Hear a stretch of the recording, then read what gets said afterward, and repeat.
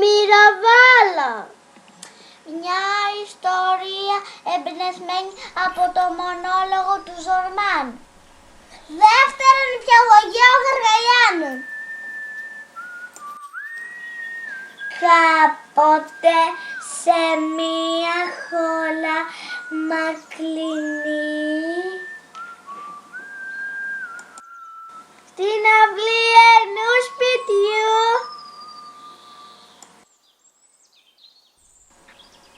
ένας σπόρος έβγαλε το κεφαλάκι του από το γάμα.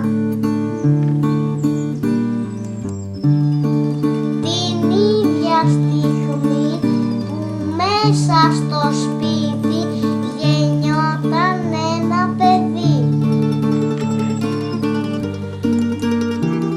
Το παιδί μεγάλωνε με τη φροντίδα και την αγάπη των γονιών του. Και ο σπόρος με τη φροντίδα και την αγάπη όλων. Και ο χρόνος περνούσε. Νεαρό αγόρι έγινε το παιδί. Νεαρό δέντρο έγινε το σπόρος. Να μεγαλώσεις γρήγορα, δεν μπορώ να ανεβαίνω στα κλαδιά σου, του είπε και του φίλησε. Και εκεί που το φίλησε, το πρωί είχε ανθίσει ένα πανέμορφο ευωδιαστό λουλούδι που άπλωσε τη μυρωδιά του σε όλη τη χώρα. Είναι η απάντηση στην αγάπη σου, είπε το δέντρο στο αγόρι. Η αγάπη μεταδίδεται, είπε το αγόρι και καμάρωνε γιατί είχε αγαπήσει τόσο πολύ το δέντρο. Όλοι έτρεχαν για να απολαύσουν τη μυρωδιά του. Και όποιος το ακουμπούσε μύριζε τόσο ωραίο όσο εκείνο. Ώσπου ήρθε ο πόλεμος, έφερε μαζί του και το φόβο.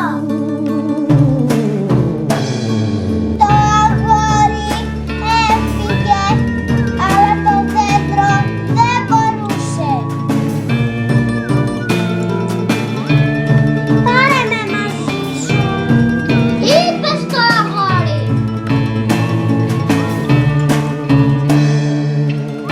Θα σε πάρω, είπε και πήρε τους σπόρους του μαζί του.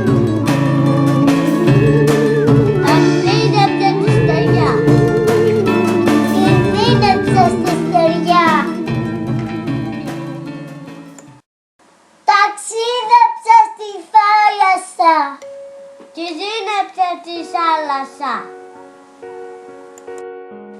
Μερικοί που ταξιδεύανε μαζί του χάθηκαν για πάντα.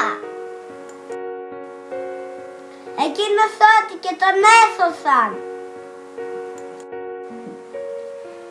Έφτασε σε μία ξένη χώρα.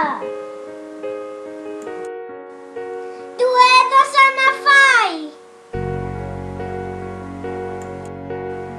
Τον ζέσταναν και του έδωσαν καινούρια ρούχα.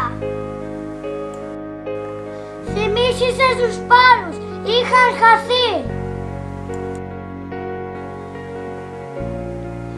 Τα έχασε όλα. Το είπε και έγλαψε πολύ. Μα έκανε λάθος. Εκείνοι που το φρόντιζαν βρήκαν τους σπόρους.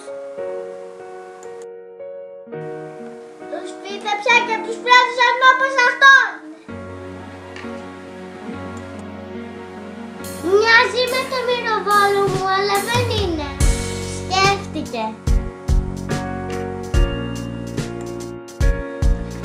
Είναι ξένο, είπε και του γύρισε την πλάτη. Μα του έλειπε τόσο πολύ το μυροβόλο του, που με τον καιρό άρχισε να φροντίζει και να αγαπά το ξένο φυτό. Ένα πρωί, το μυροβόλο μου! Φώναξε και ένιωσε σαν να είχε ξαναγυρίσει στην αγαπημένη του πατρίδα. Με μοιάς το μυροβόλο ευώδιασε τη νέα χώρα, αλλά και όποιον το ακούμπησε. Μα πόσο ωραία μυρίζουνε τα λουλούδια στη χώρα του Ζολμάν, του είπα. Μυρίζουν παντού, απάντησε.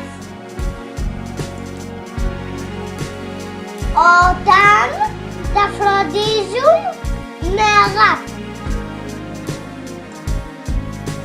Ευχαριστούμε για την προσοχή σας.